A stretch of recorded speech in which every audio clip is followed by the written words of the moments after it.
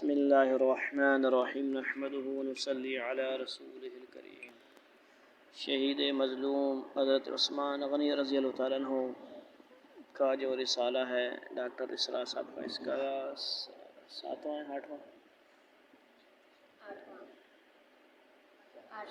8واں حصہ انشاءاللہ، اور ہو سکتا ہے آخری حصہ کوشش کریں گے اس کو مکمل کرنے کی۔ تو یہ پڑھیں گے احمد صاحب، ٹھیک ہے جی۔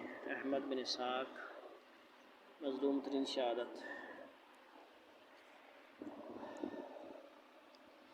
اسلام کی تاریخ قربانیوں اور شہادتوں سے بھری پڑی ہے، لیکن واقعہ یہ ہے کہ شہید مظلوم حضرت عثمان غنی رضی تعالیٰ عنہ ہیں۔ اس سے قبل مسلمان کفار کے ہاتھوں شہید ہوئے، انفرادی طور پر بھی اور میدان قتال میں بھی، جہاں انہوں نے کفار کو قتل بھی کیا اور خود شہادت کا مرتبہ عالیہ سے سرفراز بھی ہوئے۔ لیکن حضرت عثمان رضی تعالیٰ عنہ وہ پہلے مرد صالح ہیں جو امام وقت، خلیفہ راشد اور امیر المؤمنین ہوتے ہوئے خود مسلمانوں کے ہاتھوں شہید ہوئے۔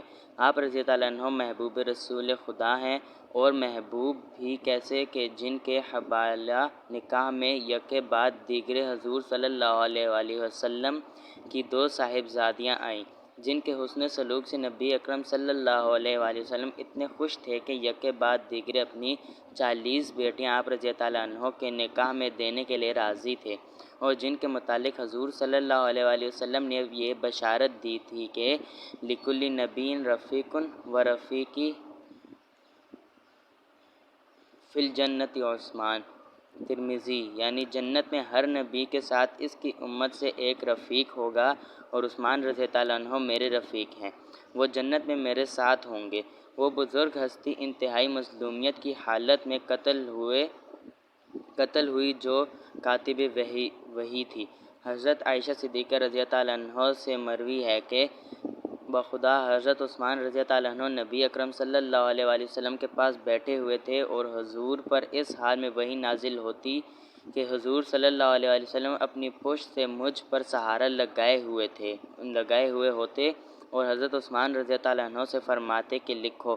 چنانچہ کتب سیر میں منقول ہے کہ جب باغیوں کے حملے میں حضرت عثمان رضی اللہ عنہ کا داہنا ہاتھ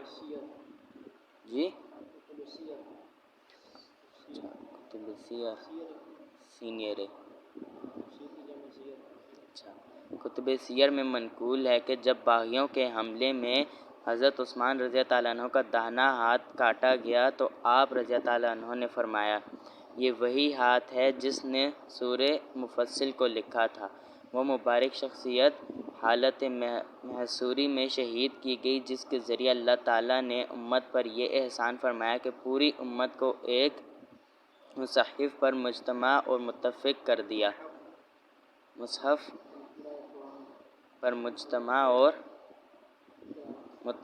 دیا۔ آج ہم جس قرآن مجید کی تلاوت کرتے ہیں وہ امت تک بے کمال و تمام صحت کے ساتھ حضرت عثمان رضی اللہ عنہ ہی کی بدولت منتقل ہوا۔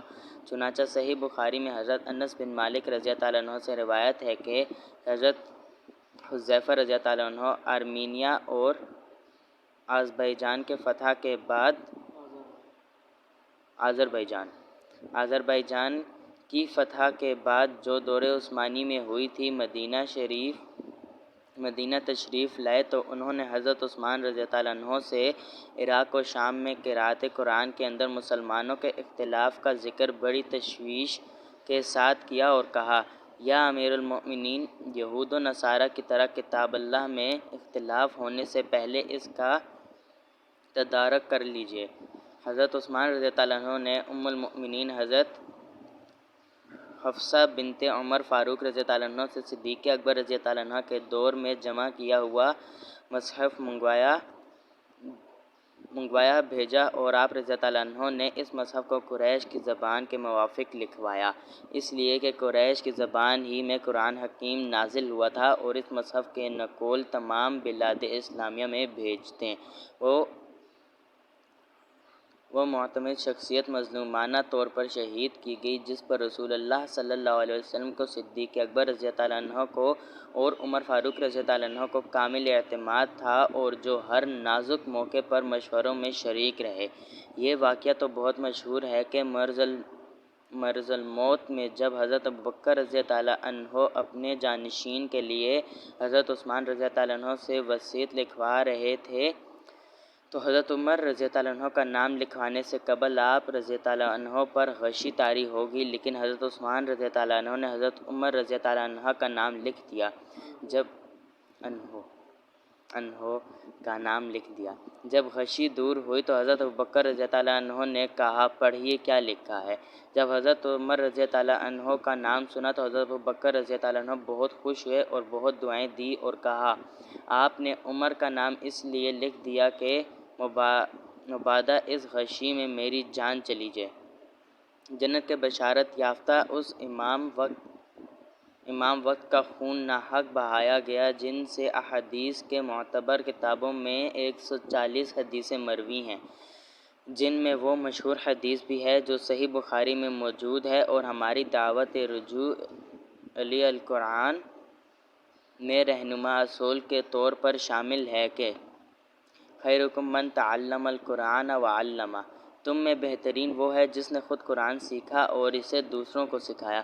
آپ کا معلوم ہے کہ نبی اکرم صلی اللہ علیہ وآلہ وسلم نے خوشخبری دی ہے کہ جس مومن صالح نے 40 حدیثیں یاد کر لیں تو وہ قیامت کے روز علماء کے زمرے میں اٹھایا جائے گا، تو جن کا 140 احادیث نہ صرف یاد ہوں بلکہ انہوں نے حضرت محمد صلی اللہ علیہ وسلم سے سن کر روایت کی ہوں، ان کے مرتبے اور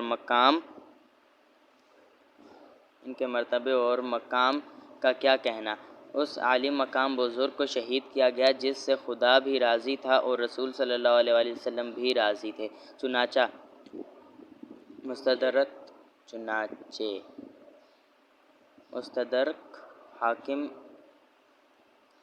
حاکم میں ابن عباس رضی اللہ عنہ سے روایت ہے کہ ایک دن حضرت ام کلثوم رضی اللہ عنہا نے حضرت محمد صلی اللہ علیہ وآلہ وسلم سے دریافت کیا کہ میرا شوہر بہتر ہے یا فاطمہ رضی اللہ عنہا کا؟ حضور صلی اللہ علیہ وآلہ وسلم نے کچھ دیر سکوت فرمانے کے بعد ارشاد فرمایا کہ تمہارا شوہر ان لوگوں میں سے ہے جو خدا اور رسول صلی اللہ علیہ وآلہ وسلم کو دوست رکھتے ہیں اور خدا اور رسول صلی اللہ علیہ وسلم کو ان کو دوست رکھتا ہے۔ پھر حضور صلی اللہ علیہ وسلم نے یہ بھی ارشاد فرمایا کہ میں تم سے اس سے بھی زیادہ بیان کرتا ہوں، وہ یہ کہ میں معراج میں جب جنت میں داخل ہوا اور عثمان کا مکان دیکھا تو اپنے صحابہ میں سے کسی کا ایسا نہیں دیکھا، ان کا مکان سب سے بلند تھا۔ اس روایت کے ساتھ ہی ابن عباس رضی اللہ عنہ اپنے اس خیال کا اظہار کرتے ہیں کہ میں کہتا ہوں کہ بلوے پر صبر کرنے کا ثواب ہے۔ بیلام وہ بڑی وہ بلوائیوں کا ذکر ہے، بلوے پر صبر کرنا۔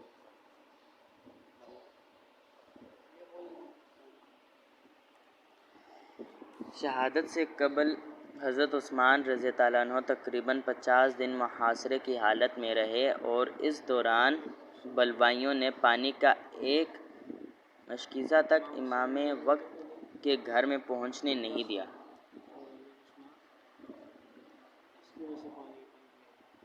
ان مفسدین کی شقاوت قلبی دیکھیے کہ اس شخص پر پانی بند کر دیا گیا جس نے اپنی جیب خاص سے بحر روم خرید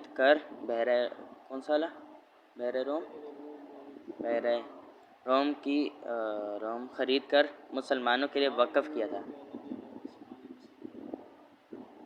روایت میں آتا ہے کہ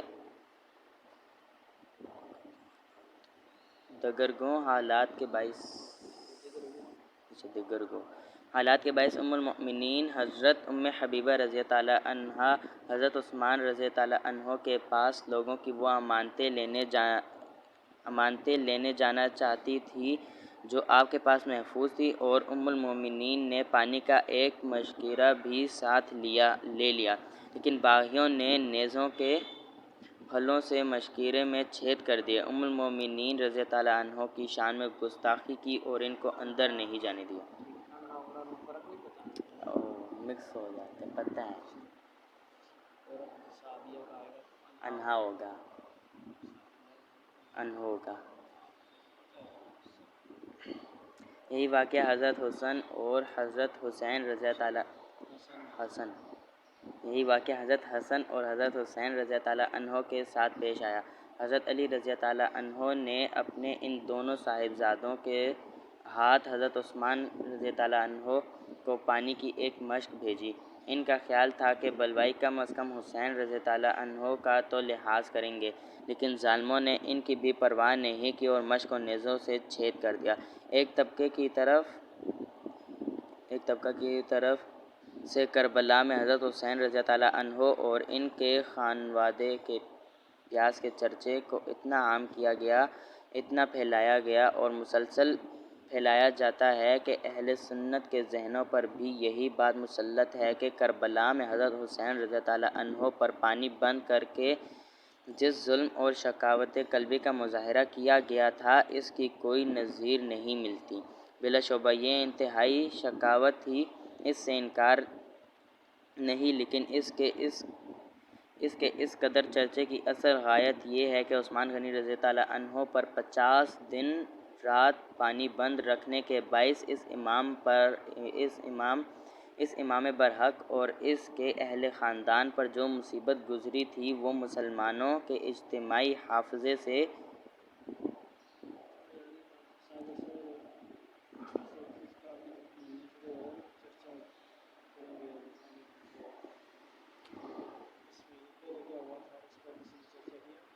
نہیں۔ یہی وجہ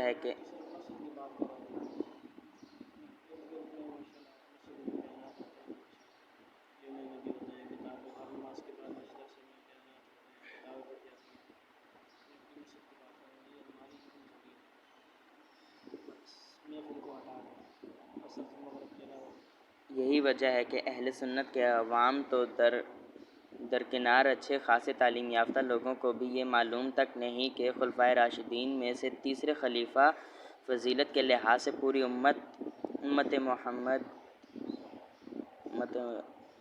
علیہ صاحب الصلاۃ والسلام نے تیسرے مقام پر فائز شخصیت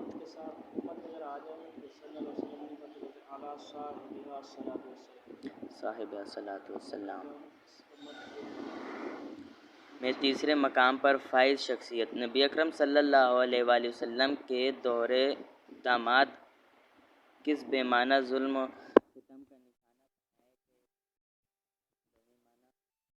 ستم کا نشانہ بنائے گئے تھے۔ کربلا میں حضرت حسین رضی تعالیٰ عنہ پر کتنے دن پانی بند رہا؟ مشہور روایت کے مطابق 7 محرم الحرام کو تو وہ میدان کربلا میں پہنچے تھے اور 10 محرم کو ان کی شہادت ہو گئی، یعنی زیادہ سے زیادہ 4 دن پانی بند رہا۔ پھر حضرت حسین رضی تعالیٰ عنہ کا قافلہ دریائے فرات سے کچھ ہی فاصلے پر مقیم تھا، جہاں تھوڑا سا گڑھا کھودا جائے تو پانی برآمد ہو جاتا ہے، البتہ وہ گدلا اور ناصاف ہوتا ہے۔ چنانچہ روایت میں آتا ہے کہ ایسا ہی ہوا، گڑھے کھودے گئے اور گدلا پانی فراہم کیا گیا، لیکن حضرت عثمان رضی تعالیٰ عنہ پر تو 50 دن کے لگ بھگ پانی بند رکھا گیا، اور وہ اپنے مکان کے بالا خانے کے بالکنی سے بلوائیوں اور محاصرہ کنندگان سے فریاد کرتے رہے کہ میں تم کو خدا کا واسطہ دے کر پوچھتا ہوں، کیا تم جانتے ہو کہ بیرہ روما سے کوئی شخص بلا قیمت پانی نہیں پی سکتا تھا؟ پھر میں نے اس کو خرید کر وقف کر دیا تو امیر و غریب اور مسافر سب اس سے سیراب ہوتے ہیں۔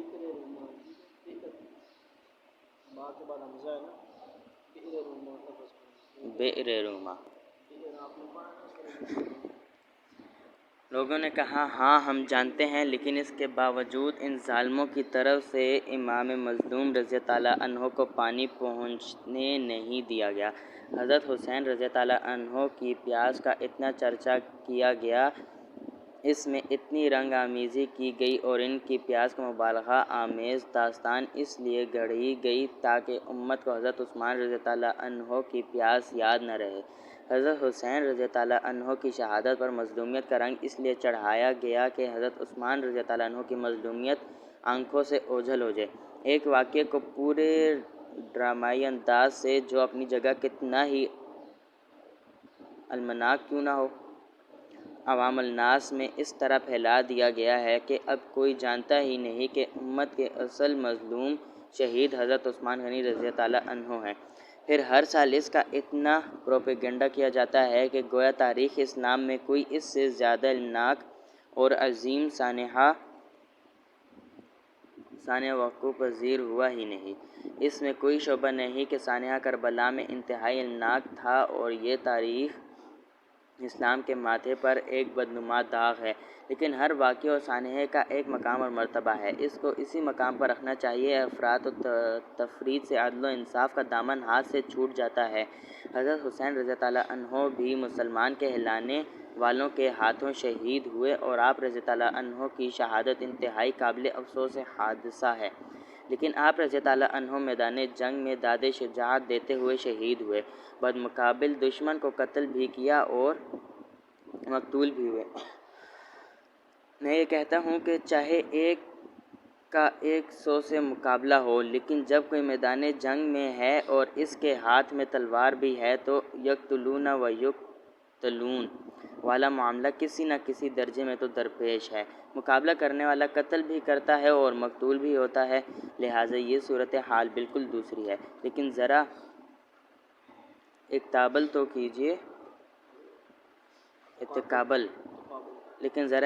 تو کیجئے میدان کربلا کے میدان کارزار کا اور حضرت عثمان غنی رضی اللہ عنہ کی تقریباً 50 دن کے محاصرے کے بعد شہادت کا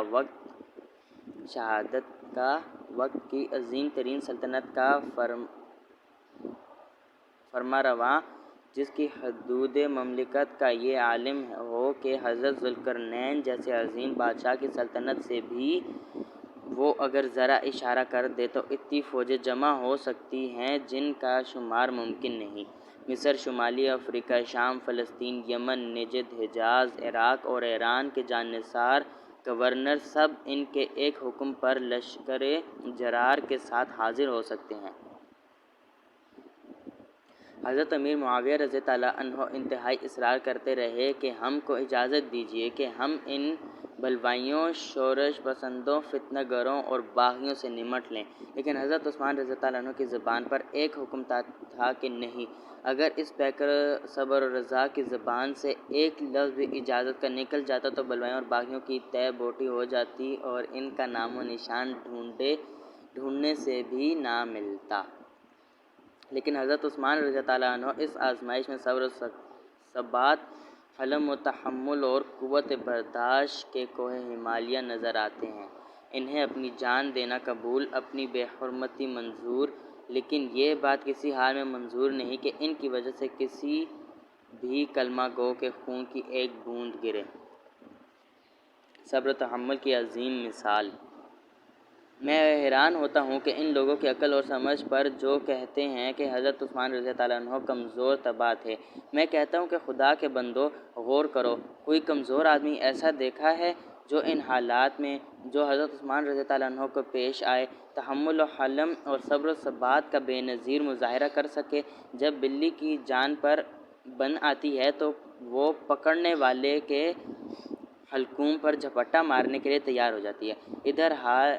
ادھر حال یہ ہے کہ ایک اشارے پر بے شمار جان نثار جمع ہو سکتے ہیں جو پسینے کی جگہ خون بہانے کے لیے سخاوت سمجھتے ہیں۔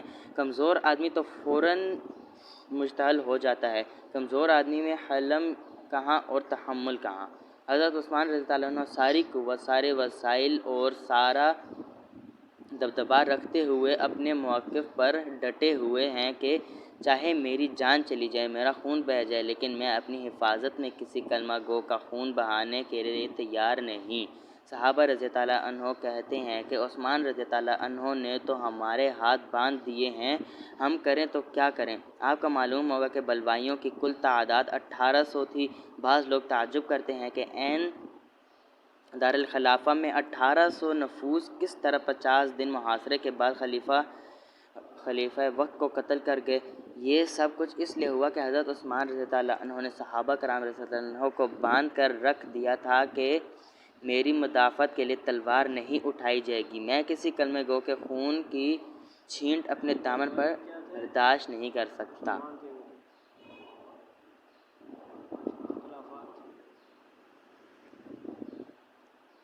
یہ بلوائی بلا شبہ باغی تھے۔ کیا ہے ذہن میں آتی ہے کہ آپ صلی اللہ علیہ وسلم کے روضہ کے پاس مدینہ میں حرم میں آپ اور حضرت نہیں چاہتے تھے کہ کوئی انگریزی ہو یا پھر آپس میں مسلمان لڑیں۔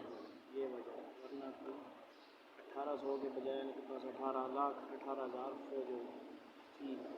پیر معاویہ بھی ہیں، حضرت علی بھی ہیں، موجود ہیں، کہ جانصار بھی ہیں، لیکن یہ الگ مسئلہ تھا۔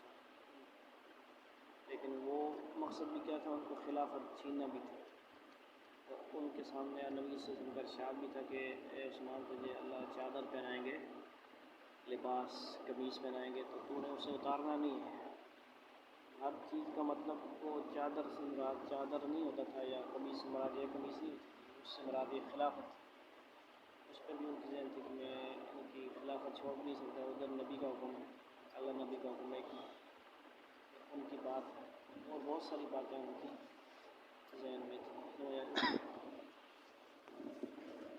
یہ بلوائی بلا شبہ باغی تھے، منافق تھے، لیکن تھے تو کلمہ گو۔ یاد کیجئے رئیس المنافقین عبداللہ بن ابی کے گستاخانہ رویے پر عمر فاروق رضی اللہ عنہ نے نبی اکرم صلی اللہ علیہ وسلم سے عرض کیا تھا کہ مجھے اجازت دیجیے کہ میں اس منافق کی گردن اڑا دوں، لیکن حضور صلی اللہ علیہ وسلم نے فرمایا تھا کہ نہیں عمر، وہ کچھ بھی ہو، اس کو کلمے کا تحفظ حاصل ہے۔ عین حالت جنگ میں ایک شخص نے اس وقت جب کہ وہ حضرت اسامہ رضی اللہ عنہ کی تلوار کی زد میں آ گیا تھا کلمہ پڑھ دیا، لیکن انہوں نے اسے قتل کر دیا۔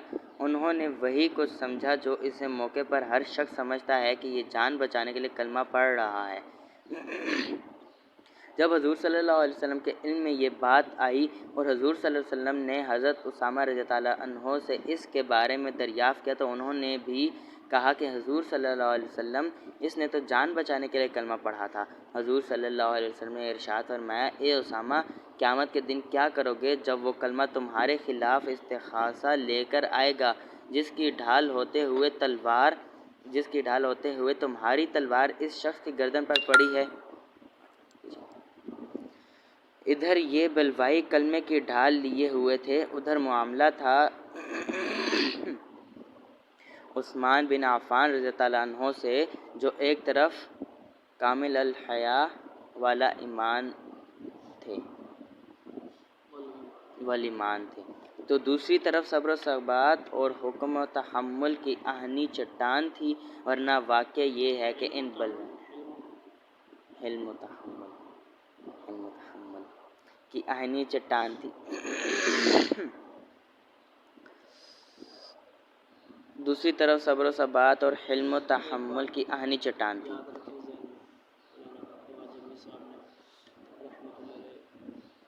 اس پہ بھی کام کیا تھا، وہ تو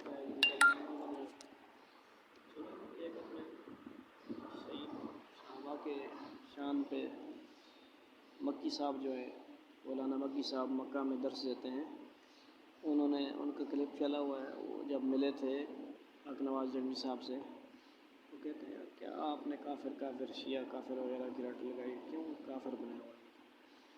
انہوں نے پتہ کیا کہا، آپ ٹھیک کہہ رہے ہیں لیکن میرے سامنے وہ الفاظ بڑے خطرناک ہیں، صحابہ کرام کے نام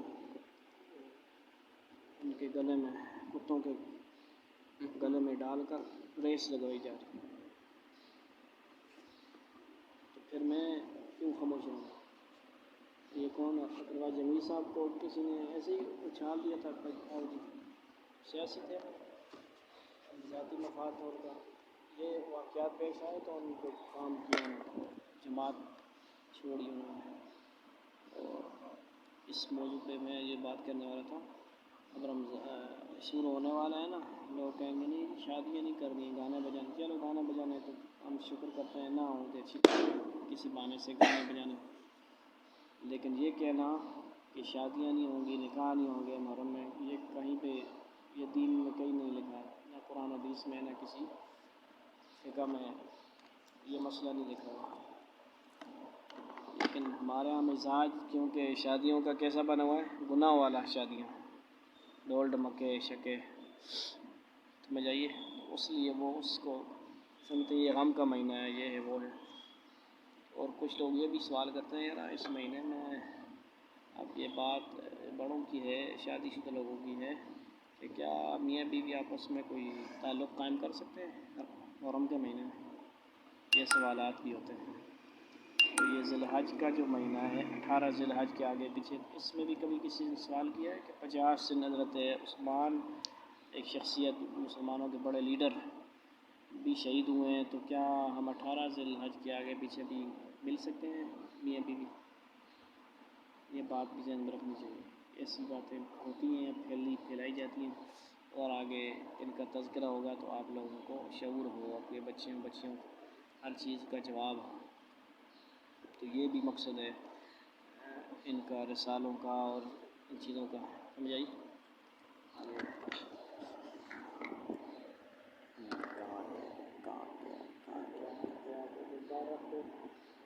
ورنہ واقعہ ہے کہ ان بلوائیوں کے خون کا ایک چھینٹا تک ڈھونڈے سے کہیں نظر نہ آتا۔ ایسی ہستی کے متعلق کہا جاتا ہے کہ وہ کمزور طبع تھے۔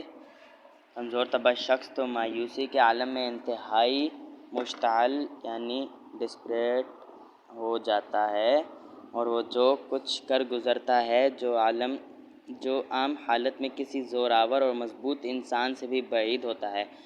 حضرت عثمان رضی اللہ عنہ کی سیرت کا یہ حصہ گواہی دے رہا ہے کہ آپ رضی اللہ عنہ صبر و استقامت کے ایک پہاڑ تھے۔ اس حقیقت کو اچھی طرح سمجھ کر اسے عام کرنے کی ضرورت ہے تاکہ بغالتوں، غلط فہمیوں اور فریبوں کے پردے چاک ہوں۔ اس زمن میں مغیرہ بن شعبہ رضی اللہ عنہ، حضرت مغیرہ بن شعبہ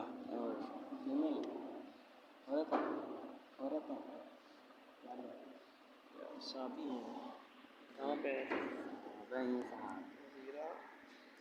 رضی اللہ تعالیٰ عنہ لکھا ہوا بیان کرتی ہیں۔ اچھا نہیں، اوپر وہ تھا نا، اس زمن میں مغیرہ بن شعبہ رضی اللہ عنہ کی ایک روایت امام احمد بن حنبل رضی اللہ عنہ رحمۃ اللہ علیہ نے اپنی مسند میں درج کی ہے۔ حضرت مغیرہ رضی اللہ عنہ بیان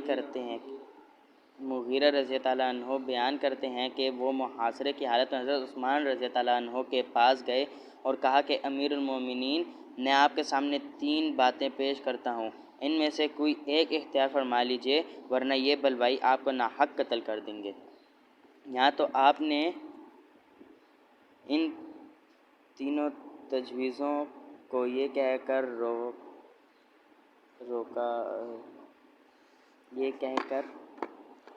کٹا ہوا ہے، اوپر سے اوپر لائن کٹی ہوئی ہے، کہاں پہ سب کے ٹاپ پر ہے۔ تجویزوں کو یہ کہہ کر رد کر دیا، لکھا ہوا ہے صاحب، رد کر دیا۔ یہاں تو آپ نے ان تینوں تجویزوں کو یہ کہہ کر رد کر دیا کہ لڑنے کے متعلق تو یہ ہے کہ میں نہیں چاہتا کہ میں رسول صلی اللہ علیہ وسلم کی امت میں پہلا خونریز خلیفہ بنوں اور اپنی مدافعت میں مسلمانوں کا خون مسلمانوں کے ہاتھوں بہانے کا سبب بنوں۔ مکہ اس لیے نہیں جاؤں گا کہ میں نے رسول صلی اللہ علیہ وسلم سے سنا تھا کہ قریش کے جس شخص کی وجہ سے مکہ میں ظلم ہوا ہوگا اس پر نصف عالم کے برابر عذاب ہوگا۔ میں نہیں چاہتا کہ میں ہی وہ شخص بنوں جبکہ دارالہجرت اور نبی اکرم صلی اللہ علیہ وسلم کا کرب چھوڑ کر شام چلے جانا مجھے کس طرح گوارا نہیں۔ ابن سیرین رحمۃ اللہ علیہ سے روایت ہے کہ حضرت زید بن ثابت رضی اللہ عنہ بلوائیوں کا محاصرہ توڑ کر حضرت عثمان رضی اللہ عنہ کے پاس آئے اور کہا، انصار دروازے پر موجود ہیں اور کہتے ہیں کہ اگر آپ چاہیں تو ہم 2 مرتبہ انصار اللہ بن جائیں۔ حضرت عثمان رضی اللہ عنہ نے جواب دیا کہ میں قتال کی اجازت نہیں دے سکتا۔ اسی قسم کی ایک روایت حضرت حسن رضی اللہ عنہ سے بھی مروی ہے کہ انصار حضرت عثمان رضی اللہ عنہ کے پاس آئے اور کہا، یا امیر المومنین، ہم چاہتے ہیں کہ خدا کی دوسری مرتبہ مدد کریں۔ ایک مرتبہ تو ہم نے رسول صلی اللہ علیہ وسلم کی مدد کی تھی، اب دوسری مرتبہ آپ کی مدد کرنا چاہتے ہیں۔ حضرت عثمان رضی اللہ عنہ نے جواب دیا، مجھے اس کی ضرورت نہیں، میں اپنے لیے ہرگز خون ریزی کی اجازت نہیں دوں گا، تم واپس چلے جاؤ۔ حضرت حسن رضی اللہ عنہ مزید کہتے ہیں کہ بخدا اگر وہ لوگ صرف چادروں سے آپ رضی اللہ عنہ کی حفاظت کرتے تو آپ کو بچا لیتے۔ ایسے شخص کے متعلق یہ حکم لگانا کہ وہ کمزور طبع تھے انتہائی ظلم نہیں تو پھر اور کیا ہے؟ میں پھر یہی عرض کروں گا کہ ایسے لوگوں میں خود عقل نہیں یا وہ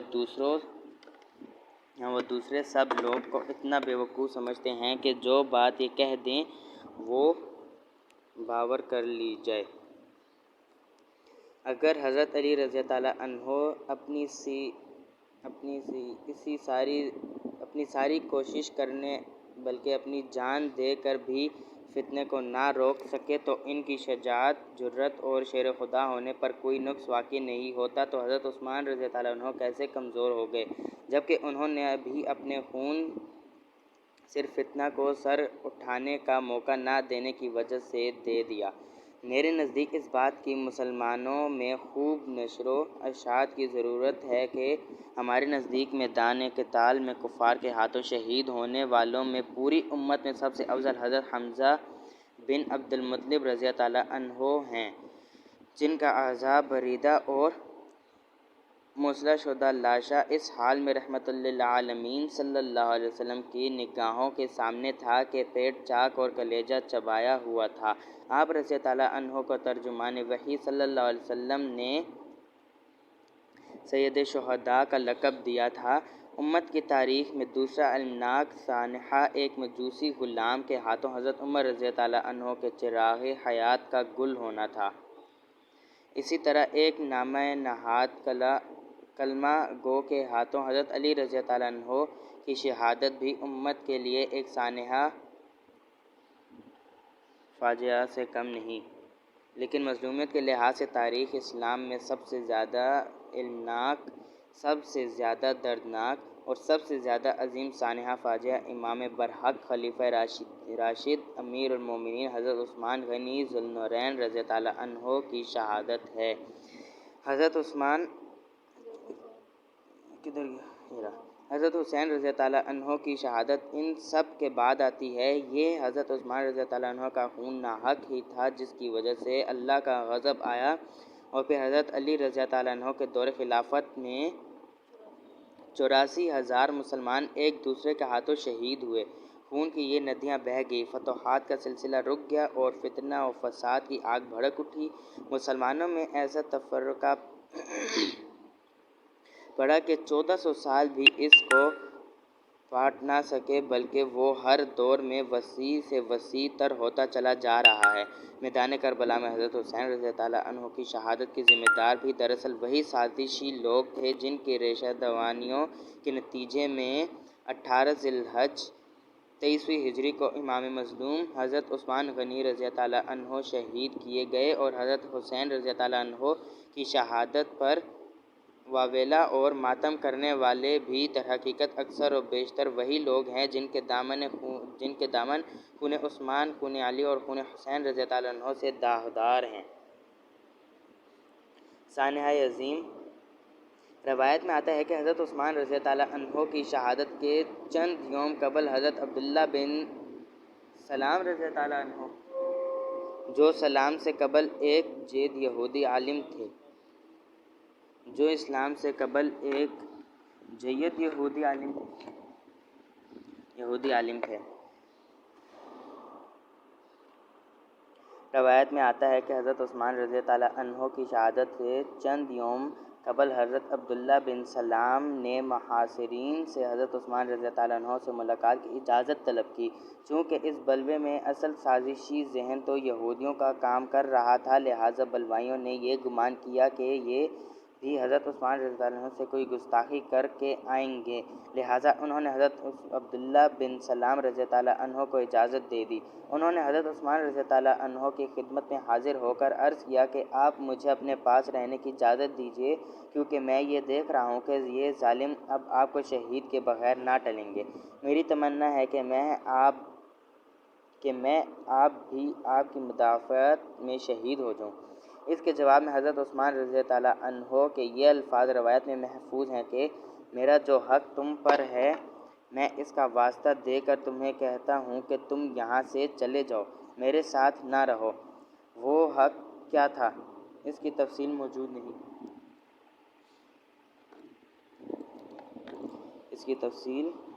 نہیں۔ ہو سکتا ہے کہ حضرت عثمان رضی اللہ عنہ نے کبھی ان کے ساتھ بھی حسن سلوک کیا ہو، اس کا واسطہ دیا ہو، اور ہو سکتا ہے کہ اس سے مراد امیر المومنین ہونے کی وجہ سے عبداللہ بن سلام رضی اللہ عنہ پر جو آپ رضی اللہ عنہ کی اطاعت واجب تھی اس کا واسطہ دیا ہو۔ بہرحال ناچار حضرت عبداللہ بن سلام رضی اللہ عنہ واپس چلے گئے۔ باہر بلوائی منتظر تھے کہ وہ آ کر ہمیں بتائیں گے کہ کس طرح وہ حضرت عثمان رضی اللہ عنہ کے دل آزاری کر کے آئے ہیں۔ حضرت عبداللہ رضی اللہ عنہ بن سلام نے بلوائیوں کے سامنے کھڑے ہو کر خطبہ دیا کہ لوگوں، باز آ جاؤ، امام وقت کے خون میں اپنے ہاتھ نہ رنگو۔ میں تم کو خبردار کرتا ہوں کہ کبھی اللہ کا کوئی نبی شہید نہیں کیا گیا جس کی پاداش میں کم از کم 70,000 لوگ قتل نہیں ہوئے، اور کبھی کسی نبی کا خلیفہ شہید نہیں کیا گیا علاوہ اس کے شہادت کے بعد کم از کم 35,000 لوگ قتل نہیں ہوئے۔ دیکھو، باز آ جاؤ، میں سچ کہتا ہوں کہ خون کی ندیاں بہہ جائیں گی۔ بلوائی کچھ اور توقع کر رہے تھے، لیکن جب انہوں نے یہ بات سنی تو شور مچا دیا کہ یہ یہودی جھوٹ کہتا ہے۔ انہوں نے پھر کہا، خدا کی قسم، میں جھوٹ نہیں کہہ رہا ہوں، بلکہ میں جو کچھ کہہ رہا ہوں اللہ کی کتاب تورات کے حوالے سے کہہ رہا ہوں۔ اب باز آ جاؤ، ورنہ تمہاری اس حرکت سے جو فتنے کا دروازہ کھلے گا اس کا تم اندازہ نہیں لگا سکتے۔ حضرت عائشہ صدیقہ رضی اللہ عنہا سے مروی ہے کہ نبی اکرم صلی اللہ علیہ وآلہ وسلم نے ایک روز حضرت عثمان غنی رضی اللہ عنہ سے فرمایا تھا کہ اے عثمان، اگر اللہ تعالیٰ تمہیں اس امت پر خلیفہ مقرر کرے اور منافق اس بات کی کوشش کریں کہ اللہ کے پہنائے ہوئے اس کرتے کو اتار دو تو اس کو ہرگز نہ اتارنا۔ حضور صلی اللہ علیہ وسلم نے 3 بار تاکید فرمائی۔ چنانچہ عین شہادت کے دن جب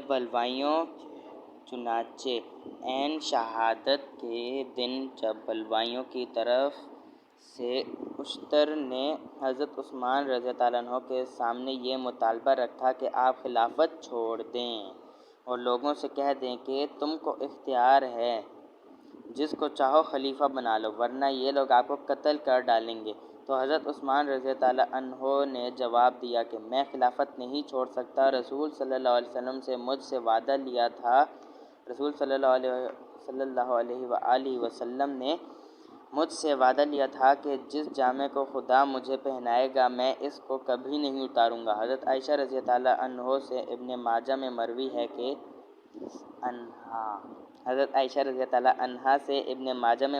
ہے کہ رسول اللہ صلی اللہ علیہ وآلہ وسلم نے مرض الموت میں ایک وقت صرف حضرت عثمان رضی اللہ عنہ کو تخلیہ میں بلا کر ان سے کچھ باتیں کی۔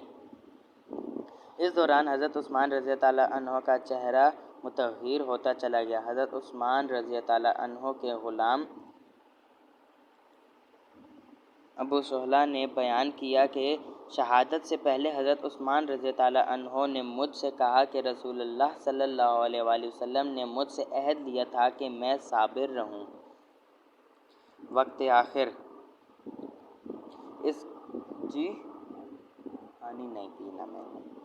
اس کامل الحیا والایمان کے عطا اور تقویٰ کے عین شہادت کے دن والی شان بھی دیکھیے۔ اس وقت آپ رضی اللہ عنہ کے پاس 20 غلام تھے۔ ان سب کو یہ کہہ کر آزاد کر دیا کہ میرا تو آخری وقت آ گیا ہے۔ آپ رضی اللہ عنہ نے ساری عمر کبھی شلوار نہیں پہنی تھی، لیکن جب معلوم ہو گیا کہ وقت آخر قریب ہے تو اس خیال سے کہ مبادا اس ہنگامے میں عریاں ہو جاؤں، شلوار منگوائی اور پہنی۔ روایت میں الفاظ آئے ہیں کہ وشدھا، کہ اس کو خوب کس کر باندھا تاکہ شہید ہونے کے بعد سطر نہ کھلنے پائے، اور اس موقع پر رسول صلی اللہ علیہ وآلہ وسلم کے فرمائے ہوئے الفاظ وَأَكْثَرُهُمْ حَيَاءً عثمان کو کہیں ٹہ نہ لگ جائے۔ شلوار پہنی اور پھر قرآن مجید کی تلاوت میں مشغول ہو گئے۔ خون عثمان رضی اللہ عنہ کا پہلا قطرہ سورہ بقرہ کے ان الفاظ پر گرا،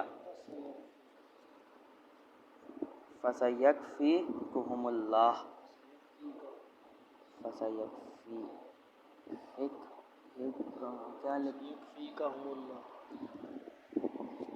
ان کے مقابلے میں اللہ تمہاری حمایت کے لیے کافی ہے۔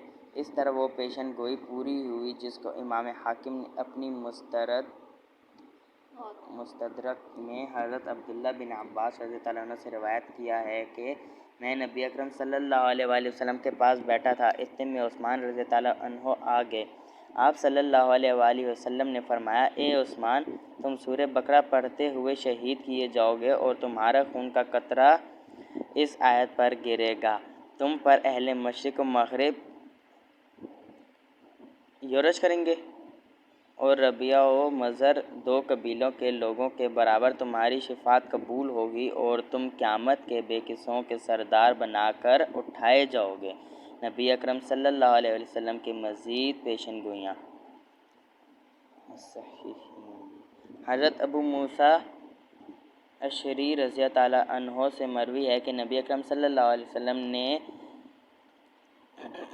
تیسری بار دروازے پر دستک سن کر مجھ سے فرمایا کہ عثمان کے لیے دروازہ کھول دو اور ان کو ایک بلوے میں صابر رہنے پر جنت کی خوشخبری سناؤ۔ حضرت کعب بن عجرہ رضی اللہ عنہ سے ابن ماجہ میں مروی ہے کہ ایک دن رسول صلی اللہ علیہ وآلہ وسلم نے فتنوں کا ذکر کیا اور ان کا قریب ہونا بیان کیا، اتنے میں ایک صاحب اپنا سر لپیٹے ہوئے نکلے جس سے ان کا منہ چھپا ہوا تھا۔ آپ صلی اللہ علیہ وآلہ وسلم نے فرمایا کہ یہ اس دن حق پر ہوگا۔ میں نے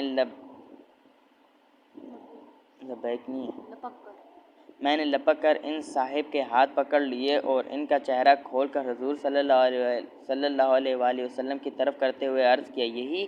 آپ صلی اللہ علیہ وآلہ وسلم نے جواب میں فرمایا، ہاں یہی۔ یہ صاحب حضرت عثمان رضی اللہ عنہ تھے۔ اس حدیث کو امام ترمذی نے بھی بیان کیا۔ استیعاب میں ہے کہ زرارہ بن نخفی رضی اللہ عنہ نے نبی اکرم صلی اللہ علیہ وآلہ وسلم سے اپنا خواب بیان کیا کہ میں نے دیکھا ہے کہ ایک آگ نکلی جو میرے اور میرے بیٹے کے درمیان حائل ہو گئی۔ حضور صلی اللہ علیہ وآلہ وسلم نے فرمایا کہ آگ وہ فتنہ ہے جو میرے بعد ہوگا۔ لوگوں نے دریافت کیا، یا رسول اللہ صلی اللہ علیہ وسلم، فتنہ کیسا؟ حضور صلی اللہ علیہ وسلم نے فرمایا، آگ وہ فتنہ ہے جس میں لوگ اپنے امام کو قتل کر ڈالیں گے، جس کے بعد آپس میں خوب لڑیں گے۔ مسلمان کا خون مسلمان کے نزدیک پانی کی طرح خوشگوار ہوگا۔ برائی کرنے والا اپنے آپ کو نیک گمان کرے گا۔ حضور صلی اللہ علیہ وآلہ وسلم سے اس ارشاد میں امام سے مراد حضرت عثمان رضی اللہ عنہ ہیں، کیونکہ ان کا شہادت کے بعد ہی مسلمانوں میں آپس میں خون ریزی ہوئی۔ ترمذی میں حضرت ابن عمر رضی اللہ عنہ سے مروی ہے کہ نبی اکرم صلی اللہ علیہ وآلہ وسلم نے ایک فتنے کا ذکر کیا اور اس موقع پر حضرت عثمان رضی اللہ عنہ کی طرف اشارہ کر کے فرمایا کہ اس میں یہ مظلوم شہید ہوں گے۔ حضرت ابو ہریرہ رضی اللہ عنہ سے مروی ہے کہ میں نے رسول صلی اللہ علیہ وآلہ وسلم سے سنا، آپ صلی اللہ علیہ وسلم فرماتے ہیں کہ عنقریب فتنہ و اختلاف ہوگا۔ ہم نے کہا، آپ ہم کو کیا حکم دیتے ہیں؟ آپ صلی اللہ علیہ وسلم نے فرمایا کہ امین یعنی عثمان رضی اللہ عنہ اور ان کے اصحاب کا ساتھ اختیار کرنا۔ شہادت عثمان رضی تعالیٰ عنہ پر صحابہ رضی تعالیٰ عنہ کے تاثرات۔ حضرت عبداللہ بن مسعود رضی تعالیٰ عنہ شہادت عثمان رضی تعالیٰ عنہ سے قبل وفات پا چکے تھے، لیکن ان کے غلام ابو سعید سے مروی ہے کہ حضرت عبداللہ بن مسعود رضی تعالیٰ عنہ کہا کرتے تھے کہ خدا کی قسم اگر لوگ عثمان رضی تعالیٰ عنہ کو شہید کر دیں گے تو ان کا جانشین نہیں ملے گا۔ حضرت سعید بن زید رضی تعالیٰ عنہ نے شہادت عثمان رضی تعالیٰ عنہ کے بعد کہا، اگر تمہارے اس معاملہ سے جو تم نے عثمان رضی تعالیٰ عنہ کے ساتھ کیا ہے، خدا کا عرش اپنی جگہ سے ہل جاتا تو بعید نہیں تھا۔ عالم اولین و آخرین یعنی حضرت عبداللہ بن سلام رضی تعالیٰ عنہ کہا کرتے ہیں کہ لوگوں نے عثمان رضی تعالیٰ عنہ کو قتل کر کے اپنے اوپر ایسے فتنے کا دروازہ کھول لیا ہے جو قیامت تک بند نہ ہوگا۔ اب جو تلواریں کھینچ دی گئی ہیں وہ قیامت تک میانوں میں بند نہ ہوں گی۔ حضرت عائشہ صدیقہ رضی تعالیٰ عنہ حسرت سے کہا کرتی تھی کہ حضرت عائشہ صدیقہ رضی تعالیٰ عنہ حسرت سے کہا کرتی تھی کہ باغیوں نے عثمان رضی تعالیٰ عنہ کو شہید کر دیا، حالانکہ وہ سب سے زیادہ صلہ رحمی کرنے والے اور اللہ سے ڈرانے والے تھے۔ حضرت علی رضی تعالیٰ عنہ سے بھی اسی قسم کا ایک قول مروی ہے۔ محمد بن حاتب سے روایت ہے کہ کوفہ میں ایک مجلس میں حضرت علی رضی تعالیٰ عنہ نے فرمایا کہ لوگ عثمان کے حق میں کہتے ہیں کہ انہوں نے اپنوں کی پاسداری کی اور بری طرح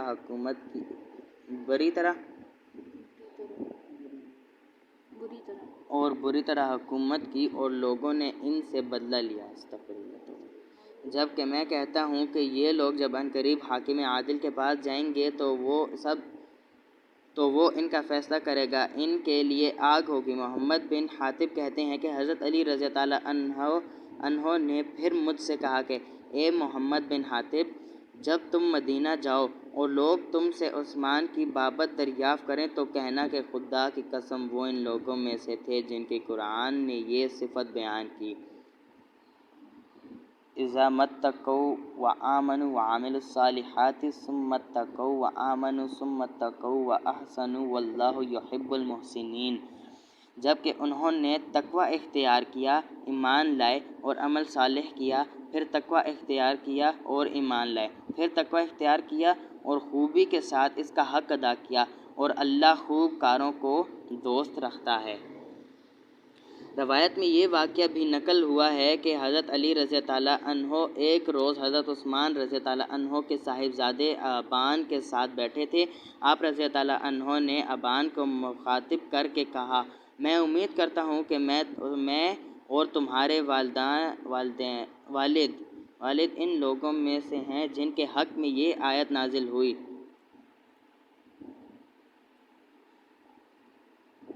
وَنَزَعْنَا مَا فِي صُدُورِهِم مِّنْ غِلٍّ إِخْوَانًا عَلَىٰ سُرُرٍ مُتَقَابِلِينَ۔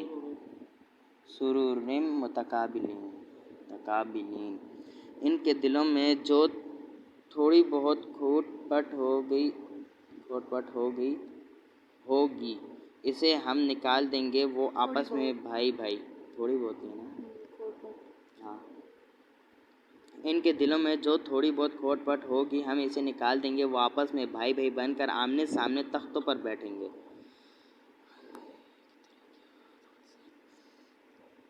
مستدرک حاکم میں حضرت ابن عباس رضی تعالیٰ عنہ سے مروی ہے کہ حضرت علی رضی تعالیٰ عنہ اکثر کہا کرتے تھے کہ یا الہی، تو خوب جانتا ہے کہ میں عثمان کے خون سے بری ہوں اور عثمان کے قتل کے دن میرے ہوش اڑ گئے تھے۔ حضرت علی رضی تعالیٰ عنہ نے یہ بھی کہا کہ لوگوں نے عثمان کے قتل کے بعد مجھ سے بیعت کرنا چاہی، میں نے کہا باخدا مجھے ان لوگوں سے بیعت لیتے شرم آتی ہے جنہوں نے اس شخص کو قتل کر ڈالا جس کے حق میں رسول اللہ صلی اللہ علیہ وآلہ وسلم نے فرمایا ہے کہ کیا میں اس سے شرم نہ کروں جس سے ملائکہ شرم کرتے ہیں؟ بس میں بھی خدا سے شرم کرتا ہوں، لوگ چلے گئے۔ جب عثمان رضی تعالیٰ عنہ دفن ہو گئے اور امت بغیر خلیفہ کے رہ گئی، اہل مدینہ نے بھی بیعت کے لیے اصرار کیا تو میں نے بیعت لے لی، اور اس وقت میں نے کہا اے اللہ، عثمان رضی تعالیٰ عنہ کا بدلہ مجھ سے لے لے یہاں تک کہ تو راضی ہو جا۔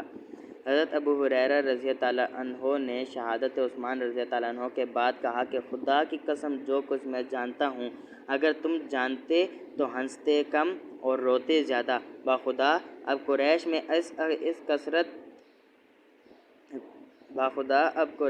اس کثرت سے موت اور قتل واقع ہوگا کہ اگر کوئی ہرن اپنے مسکن میں جائے گا تو وہاں بھی کسی قریشی کے جوتے پڑے ملیں گے۔ ہمارا الامہ حضرت عبداللہ بن عباس رضی اللہ عنہ کہا کرتے تھے کہ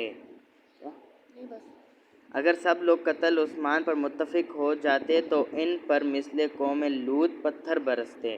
حضرت حماد بن سلمہ رضی اللہ عنہ کہا کرتے تھے کہ عثمان رضی اللہ عنہ جس دن خلیفہ بنائے گئے اس دن وہ سب سے افضل تھے، اور جس روز شہید کیے گئے اس دن بھی وہ خلافت والے دن سے زیادہ اشرف تھے۔ ان سے زیادہ افضل و اشرف روئے زمین پر کوئی نہیں تھا، اور مصحف کے بارے میں وہ ویسے ہی سخت تھے جیسے ابوبکر رضی اللہ عنہ قتال مرتدین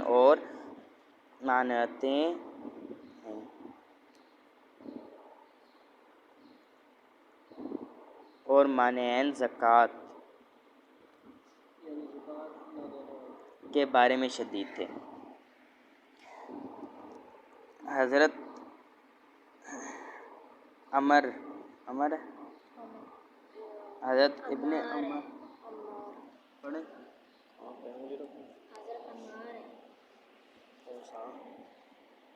یہ والا شدید تھے۔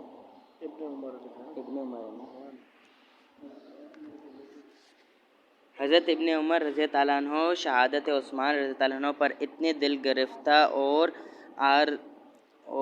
آزردہ خاطر تھے کہ انہوں نے لوگوں سے ملنا جلنا ترک کر دیا تھا۔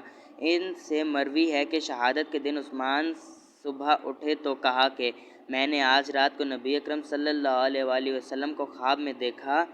آپ صلی اللہ علیہ وآلہ وسلم نے فرمایا اے عثمان، آج تم روزہ میرے ساتھ افطار کرو۔ چنانچہ عصر کی نماز کے بعد جمعے کے دن روزے کی حالت میں عثمان رضی اللہ عنہ شہید ہوئے۔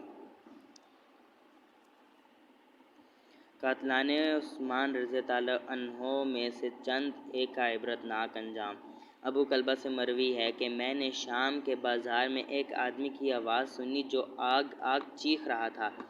میں قریب گیا تو میں نے دیکھا کہ اس کے دونوں ہاتھ اور دونوں پیر ٹخنوں سے کٹے ہوئے ہیں اور دونوں آنکھوں سے اندھا منہ کے بل زمین پر پڑا گھسٹ رہا ہے اور آگ آگ چیخ رہا ہے۔ میں نے اس سے حال دریافت کیا تو اس نے کہا کہ میں ان لوگوں میں سے ہوں جو عثمان رضی اللہ عنہ کے گھر میں گھسے تھے۔ جب میں ان کے قریب گیا تو ان کی اہلیہ چیخنے لگی۔ میں نے ان کا منہ پر تھپڑ مارا۔ عثمان رضی اللہ عنہ نے کہا تجھے کیا ہو گیا ہے؟ عورت پر ناحق ہاتھ اٹھاتا ہے؟ خدا تیرے ہاتھ پاؤں کاٹے، تیری دونوں آنکھوں کو اندھا کرے اور تجھے آگ میں ڈالے۔ مجھے بہت خوف معلوم ہوا اور میں نکل بھاگا۔ اب میری یہ حالت ہے جو تم دیکھ رہے ہو، صرف آگ کی بددعا باقی رہ گئی ہے۔ نافع رحمۃ اللہ علیہ سے مروی ہے کہ ایک بلوائی نے شہادت کے وقت حضرت عثمان رضی اللہ عنہ کا عصا لے کر اس کو اپنے گھٹنے سے توڑ ڈالا تھا، اس کی پوری ٹانگ گل گئی۔ یزید بن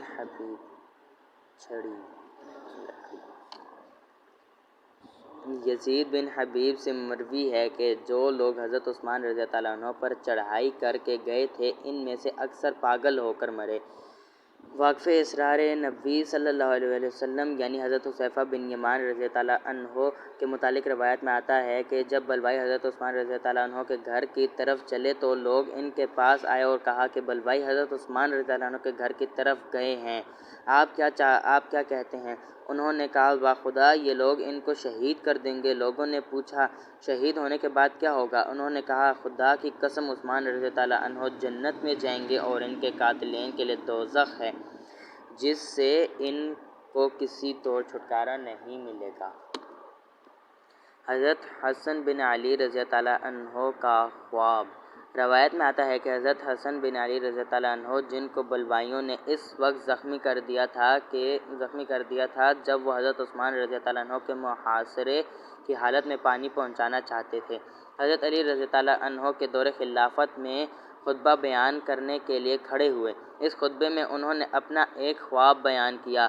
اس خواب میں یہ بھی معلوم ہوتا ہے کہ اس عالم اسباب میں جو کچھ ہوتا ہے اس کی ایک تو ظاہری شکل ہوتی ہے اور ایک باطنی حقیقت ہوتی ہے۔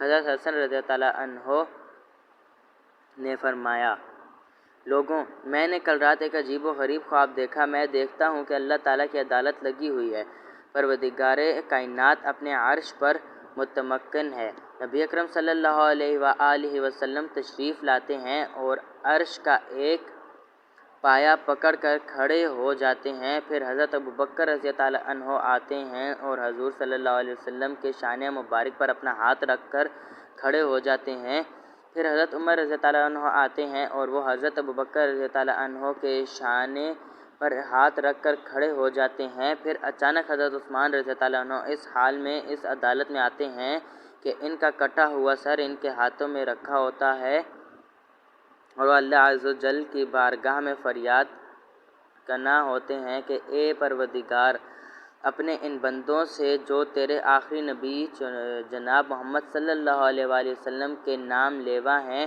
اور جو خود کو مسلمان کہتے ہیں، پوچھا تو جائے کہ مجھے کس گناہ کی پاداش میں قتل کیا گیا، میرا آخر کیا گناہ تھا، کون سا جرم تھا جس کے بدلے میں میرا سر کاٹا گیا۔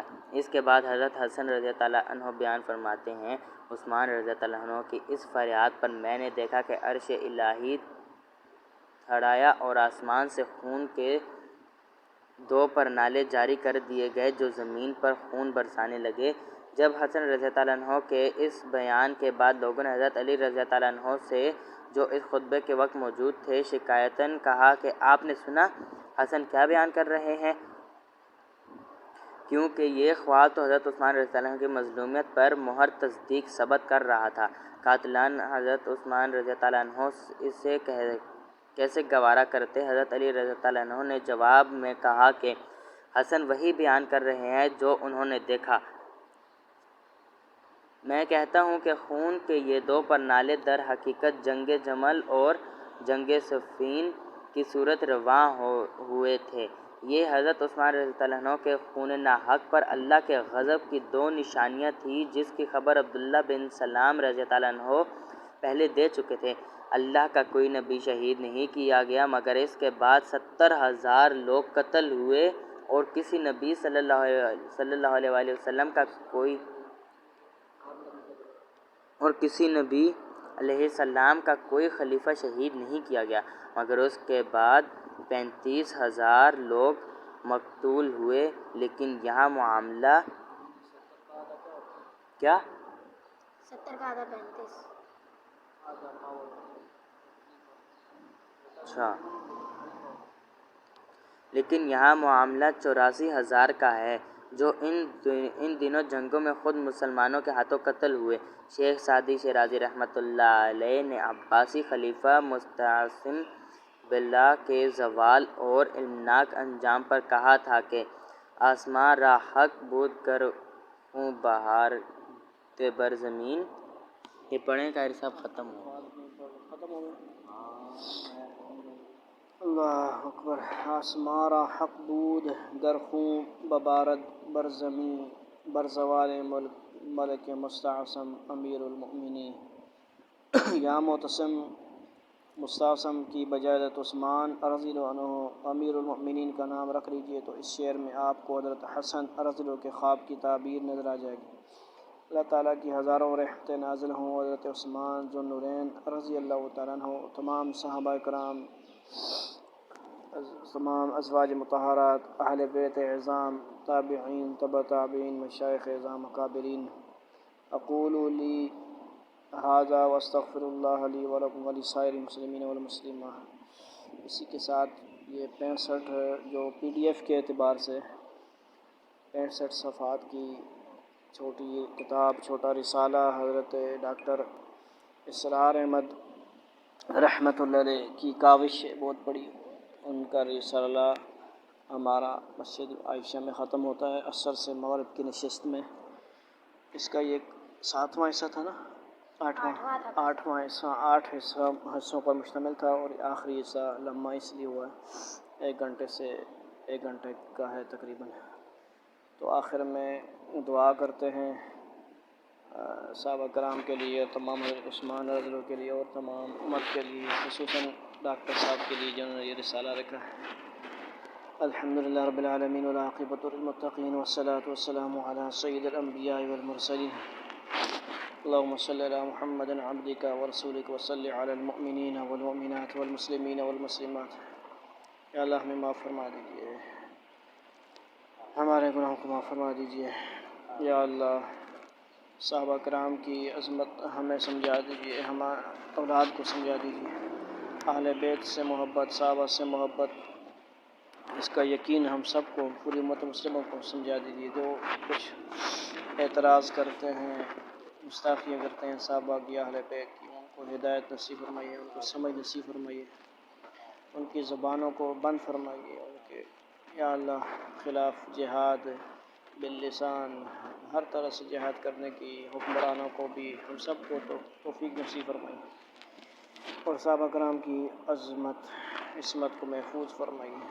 ہمیں بھی اس میں کوئی حصہ عطا فرمائیے کہ ہم باتیں نہ کرتے رہیں، ہم کوئی کام کر جائیں جو سب کے لیے ایک عبرت کا نشان ہو، ہماری بھی آخرت کی نجات ہو، اور صحابہ اور اہل بیت سب کا مرتبہ اپنی اپنی جگہ پر، سب کو اس کو مرتبے کو سمجھنے کی سب کو توفیق نصیب فرمائے۔ جتنا مرتبہ جو بھی درجہ ان کو اللہ آپ نے دیا ہے وہ اسی پر رکھنے کی توفیق نصیب فرمائے۔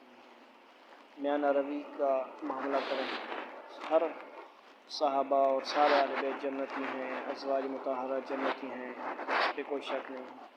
اس عقیدے کو سمجھنے کی بھی توفیق نصیب فرمائیے، اور جو رسالہ ہے، اس قرآن پاک، اس میں آیتیں یا حدیث ہیں، ان سب کا ثواب ڈاکٹر اسرار احمد رحمۃ اللہ علیہ جو داعیہ قرآن تھے، اور صحابہ کے بھی داعیہ صحابہ، عاشق صحابہ، امت کے اندر قرآن کی دعوت کو پھیلا گئے، ان کو اس کا ثواب پہنچاتے ہیں۔ ان کی قبر کو منور فرمائیے، ان کے درجات کو مزید بلند فرمائیے، ان کی جو جماعت ہے حق پر ہے ان کی جماعت کی مدد و نصرت فرمائیے، جو وہ نظام خلافت راشدہ کا چاہتے ہیں، اسلامی نظام چاہتے ہیں، سب کو اسلامی نظام نصیب فرمائیے، پورے عالم میں، پوری دنیا میں اعلیٰ اسلامی نظام کو نافذ فرمائیے۔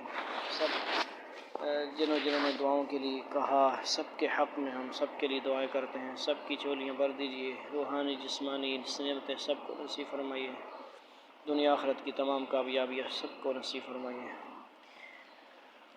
صلی اللہ تعالی علی خیر خلقہ محمد وآلہ وصحبہ اجمعین، آمین آمین برحمتک یا ارحم الراحمین۔